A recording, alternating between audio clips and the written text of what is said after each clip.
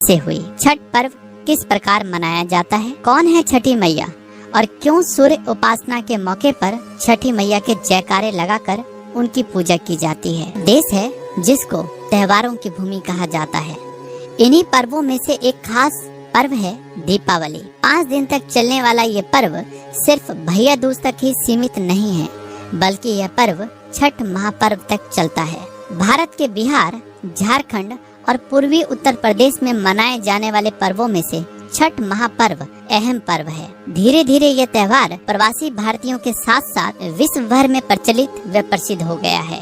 नहाय खाय से लेकर उगते हुए भगवान सूर्य को अर्घ देने तक चलने वाला इस पर्व का अपना एक ऐतिहासिक महत्व है। छठ पर्व की शुरुआत आखिर कैसे हुई, इसके पीछे कई ऐतिहासिक कहानियाँ प्रचलित है। पुराण में छठ पूजा के पीछे की कहानी राजा प्रियव्रत को लेकर है। कहते हैं राजा प्रियव्रत को कोई संतान नहीं थी।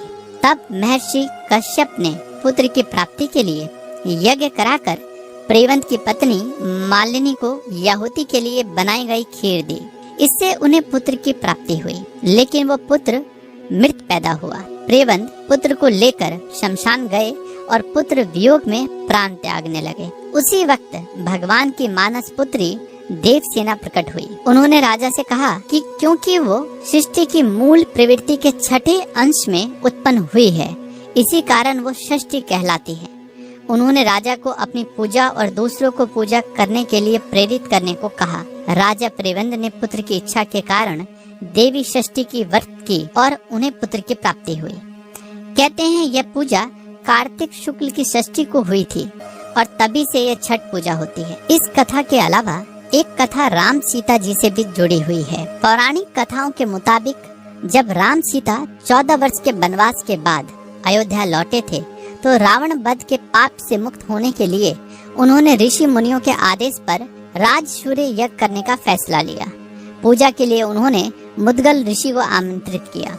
मुद्गल ऋषि ने माँ सीता पर गंगा जल छिड़ककर पवित्र किया और कार्तिक मास के शुक्ल पक्ष की षष्ठी तिथि को सूर्य देव की उपासना करने का आदेश दिया, जिसे सीता माता ने मुद्गल ऋषि के आश्रम में रहकर 6 दिन तक सूर्य देव भगवान की पूजा की थी। छठ पर्व किस प्रकार मनाया जाता है? छठ पूजा 4 दिवसीय उत्सव है। इसकी शुरुआत कार्तिक शुक्ल चतुर्थी को तथा समाप्ति कार्तिक शुक्ल की सप्तमी को होती है। इस दौरान व्रत करने वाले लगातार 36 घंटे का व्रत रखते हैं। नहाय खाय। पहला दिन कार्तिक शुक्ल चतुर्थी नहाय खाय के रूप में मनाया जाता है। सबसे पहले घर की सफाई कर उसे पवित्र बना लिया जाता है। इसके पश्चात छठवर्ती स्नान कर पवित्र तरीके से बने शुद्ध शाकाहारी भोजन ग्रहण कर व्रत की शुरुआत करते हैं। घर के सभी सदस्य व्रती के भोजनोपरांत ही भोजन ग्रहण करते हैं। भोजन के रूप में कद्दू दाल और चावल ग्रहण किया जाता है। यह दाल चने की होती है। खरना और लोहंडा। दूसरे दिन कार्तिक शुक्ल पंचमी को व्रतधारी दिन भर का उपवास रखने के बाद शाम को भोजन करते हैं। इसे खरना कहा जाता है। खरना का प्रसाद लेने के लिए आसपास के सभी लोगों को आमंत्रित किया जाता है। प्रसाद के रूप में गन्ने के रस में बने हुए चावल की खीर के साथ दूध, चावल का पिट्ठा और घी चुपड़ी रोटी बनाई जाती है। इसमें नमक या चीनी का उपयोग नहीं किया जाता। इस दौरान पूरे घर की स्वच्छता पर विशेष ध्यान दिया जाता है। संध्या अर्घ।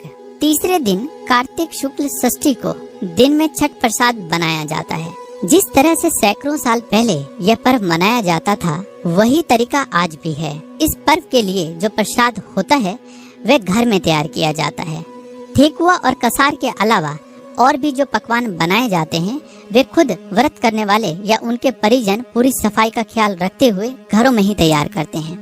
ठेकुआ गुड़ और आटे से तैयार होता है, वहीं कसार चावल के आटे से और गुड़ से तैयार होता है।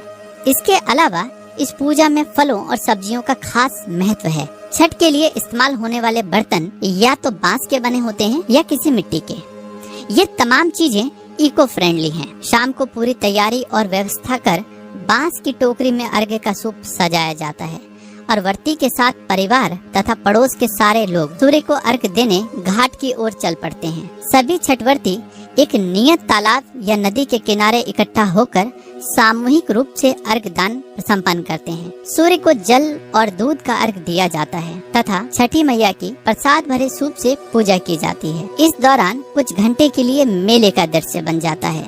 उषा अर्घ्य। चौथे दिन कार्तिक शुक्ल सप्तमी की सुबह उगते हुए सूर्य को अर्घ दिया जाता है। व्रती वहीं पुनः इकट्ठा होते हैं जहां उन्होंने शाम को अर्घ दिया था। पुनः पिछले शाम की प्रक्रिया की पुनरावृत्ति होती है। अंत में व्रती कच्चे दूध का शरबत पीकर तथा थोड़ा प्रसाद खाकर व्रत पूरा करते हैं। कौन है छठी मैया और क्यों सूर्य उपासना के मौके पर छठी मैया के जयकारे लगाकर उनकी पूजा की जाती है?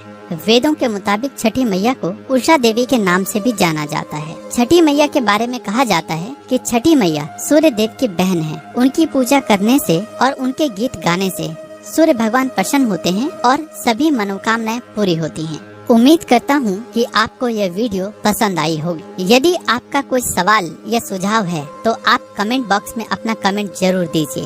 अगर आपको यह वीडियो पसंद आई हो तो लाइक और शेयर जरूर कीजिए। और हाँ, अगर अब तक आपने हमारे चैनल को सब्सक्राइब नहीं किया है तो वीडियो के नीचे सब्सक्राइब बटन पर क्लिक कर सब्सक्राइब जरूर कीजिए ताकि आपको हमारे चैनल पर अपलोड्स की जानकारी मिलती रहे। इस वीडियो को देखने के लिए आपका बहुत बहुत धन्यवाद।